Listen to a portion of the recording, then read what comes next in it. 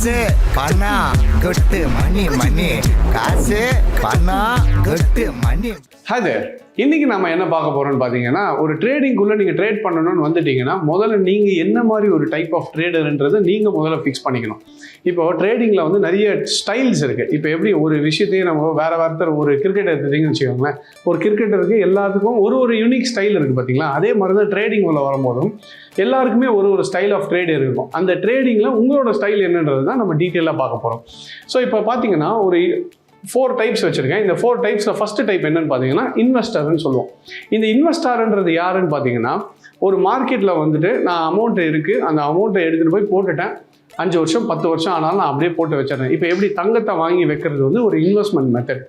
நம்ம என்ன சொல்லுவோம், ஒரு சேமிப்புக்கு என்ன பண்ணுறோம், தங்கத்தை வாங்கி வீட்டில் வைக்கிறோம் பார்த்தீங்களா, அதுதான் வந்து இன்வெஸ்டர் மெத்தட். அப்போ உங்களை பொறுத்த வரைக்கும் அது நடுவில் ஏறுச்சுனாலும் இறங்குச்சுனாலும் நான் கவலைப்பட போகிறது இல்லைன்னா என்னோட இலக்குன்றது லாங் டேர்ம்.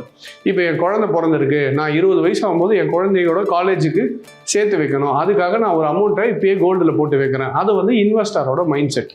அதே மாதிரி பங்குச்சந்தையில் போய் இந்த பங்குகளை வாங்கி வைக்கிறேன், 20 வருஷம் கழிச்சு கண்டிப்பாக இது ஏறும் அப்படின்ற ஒரு பட்சத்தில் நான் இன்றைக்கே இன்வெஸ்ட்மெண்ட்டாக ஸ்லோவாக சேர்த்துக்கிட்டே வரேன், 20 வருஷத்துக்கு கழிச்சு நான் அதோட பெனிஃபிட்ஸை அனுபவிக்க போகிறேன்னு சொல்கிறது வந்து நம்ம என்னென்னு சொல்லுவோம்னா இன்வெஸ்டர் டைப்னு சொல்லுவோம்.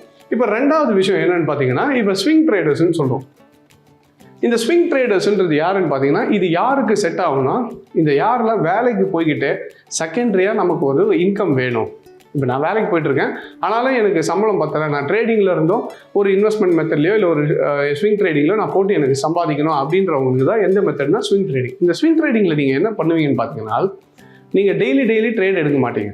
இன்றைக்கி ஒரு ட்ரேடு எடுத்துட்டீங்கன்னு வச்சுக்கோங்களேன், அந்த ட்ரேடை வந்து ஒரு 20 நாளோ 25 நாளோ இல்லை 1 மாதமோ வெயிட் பண்ணிவிட்டு அதுக்கப்புறம் க்ளோஸ் பண்ணுறது பேர் ஸ்விங் ட்ரேடிங். இந்த ஸ்விங் ட்ரேடிங் எப்படி இருக்குன்னா, இப்போ ஒரு ஃபார் எக்ஸாம்பிள் லெட்ஸே ஒரு மார்க்கெட் வந்து 100 ரூபாயில் இருக்குதுன்னு வச்சுக்கோங்களேன், அது நீங்கள் என்ன போட்டு வச்சுருப்பீங்க, 10%, 110 ரூபா போயிடுச்சுன்னா நான் வந்து க்ளோஸ் பண்ண போகிறேன்னு முடிவு பண்ணிட்டீங்கன்னா, அப்போ இங்கே வாங்குறதோட நீங்கள் வந்து இங்கே பை பண்ணிட்டீங்கன்னு வச்சுக்கோங்க, இது இங்கே போகிற வரைக்கும் உங்களுக்கு இந்த நடுவில் இது ஏறுறது இறங்குறது என்ன நடந்தாலும் நீங்கள் வந்து அதை பற்றி கேர் பண்ணிக்க போகிறதில்ல.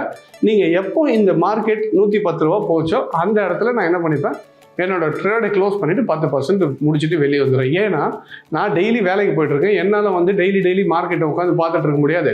அதனால் நான் போட்டு வச்சேன்னா ஒரு 20 நாளோ 1 மாதமோ வெயிட் பண்ணி என்னோட டார்கெட் வர வரைக்கும் நான் வெயிட் பண்ணி ப்ராஃபிட் எடுத்துகிட்டு வெளியே வரேன். ஸோ இந்த மாதிரி ஒரு சுச்சுவேஷன் நீங்கள் இருக்கீங்கன்னா நீங்கள் யூஸ் பண்ணிக்கக்கூடிய ஒரு மெத்தட் என்ன மெத்தடாக இருக்கும்னா ஸ்விங் ட்ரேடிங் மெத்தடாக இருக்கும். மூணாவது ஒரு ட்ரேடிங் மெத்தட் இருக்குது. இதுக்கு பேர் என்னன்னு சொல்லுவோம்னு பார்த்தீங்கன்னா பிரேக் அவுட் ட்ரேடர்ஸ்ன்னு சொல்லுவோம். இந்த பிரேக் அவுட் ட்ரேடர்ஸ் என்னன்றதை பார்ப்போம். இப்போ ஒரு பங்குச்சந்தையில் பார்த்தீங்கன்னு வச்சுக்கோங்களேன், இல்லை பொருள் சந்தையாக இருக்கட்டும், கோல்டாக இருக்கட்டும், எதுவாக இருந்தாலும் ஒரு மார்க்கெட் வந்து ஒரு ட்ரெண்டு போயிட்டே இருக்கும். திடீர்னு பார்த்தீங்கன்னா ஒரு ரேஞ்சுக்குள்ளே மார்க்கெட் மாறிடும். இப்போ இது பார்த்தீங்கன்னா இது வந்து 100 ரூபான்னு வச்சுக்கோங்க, இது 110 ரூபான்னு வச்சுக்கோங்க. இது மார்க்கெட் என்ன ஆயிடுச்சு, இந்த ரேஞ்சுக்குள்ளேயே ட்ராவல் ஆகும்.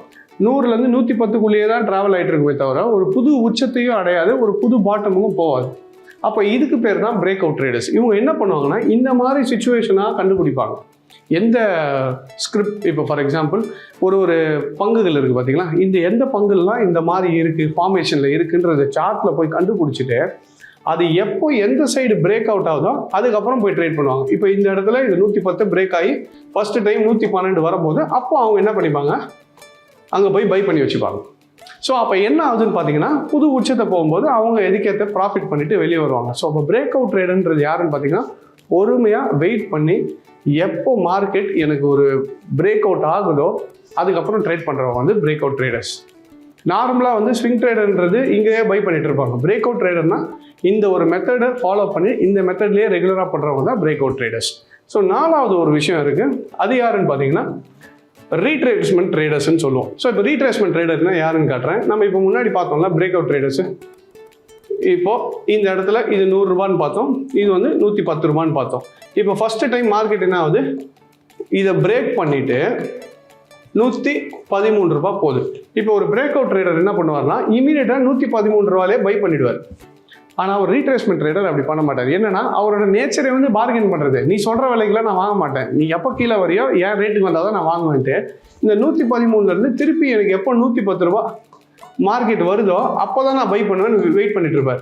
ஸோ அப்போ மார்க்கெட் எப்போ வந்து கொஞ்சம் கீழே என்னதான் மார்க்கெட் பிரேக் ஆகி மேலே போகிற மாதிரி தெரிஞ்சாலும் எனக்கு என் ப்ரைஸுக்கு வரும்போது நான் வாங்குறது தான் எனக்கு கரெக்டுன்னு தோணுதுன்னு சொல்லி வெயிட் பண்ணுறாங்க பார்த்தீங்களா, இவங்கள தான் வந்து நம்ம ரீட்ரேஸ்மெண்ட் ட்ரேடர்ஸ்ன்னு சொல்லுவோம். அப்போ நீங்கள் 100 ரூபாயில் உடச்சிட்டு உடனே 113 போயிடுச்சுன்னா சில பேருக்கு எப்படி இருக்குன்னா, ஐயோ விட்டுட்டோம்னா இன்னும் ஏறிடும், கிடைக்காம போயிடுமேன்னு சில பேர் ஓடுவாங்க.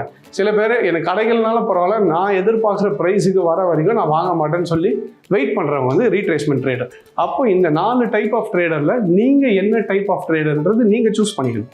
உங்களோட நேச்சர் என்ன, உங்களோட கேரக்டர் என்ன, எது உங்களுக்கு செட் ஆகுதுன்றதை பார்த்துட்டு நான் சொன்ன இந்த விஷயங்களில் புரிஞ்சுக்கிட்டு இதில் இந்த ட்ரேடர் தான் எனக்கு செட் ஆகுதுன்னா அப்போ அந்த ட்ரேடிங் மெத்தடை நீங்கள் எடுத்துகிட்டு ரெகுலராக பண்ணிக்கிட்டே இருந்தீங்கன்னா அது சக்ஸஸ்ஃபுல்லாக போகும். நீங்கள் உங்களுக்கு வராத ஒரு விஷயத்த இப்போ பார்கெனிங்கே உங்களுக்கு வராதுன்னா நீங்கள் போய் பார்கெயின் பண்ணலாம் ட்ரை பண்ணிங்கன்னு வச்சுக்கோங்க, அது மேலே கொஞ்சம் ஏறிச்சுனாலே டக்குன்னு பயந்து போய் உள்ளே போயிடும். ஸோ உங்களுக்கு எது வருமோ அதை மட்டும் ட்ரேட் பண்ணுங்கள். நீங்கள் வந்து உங்களோட ட்ரேடிங் ஸ்டைல் இல்லாத ஒரு ஸ்டைலில் ட்ரை பண்ண வேண்டாம். ஸோ இதை கரெக்டாக பண்ணிங்கனாலே யூ கேன் பி சக்ஸஸ்ஃபுல் இந்த மார்க்கெட். ஸோ இதை ஒன்று மட்டும் மைண்டில் வச்சுக்கோங்க, காசை கரெக்டாக ஹேண்டில் பண்ணுங்கள், லைஃப்பை ஸ்மூத்தாக லீட் பண்ணுங்கள்.